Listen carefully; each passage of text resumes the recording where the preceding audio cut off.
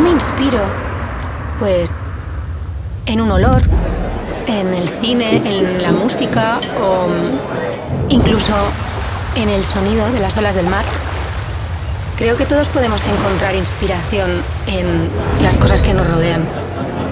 Y es una manera también de convertir tu día a día en un arte.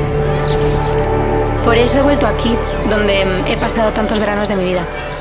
Y me evoca muchos recuerdos de felicidad, de libertad, de muchos momentos en familia junto al mar, que para mí el mar es un refugio de paz, de calma y es muy inspirador.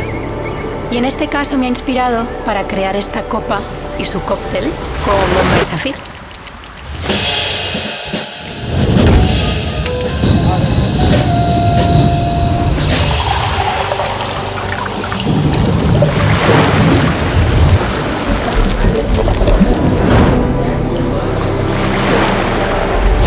Así que si te preguntas dónde puede estar la inspiración, yo creo que puede estar en cualquier momento, incluso en este.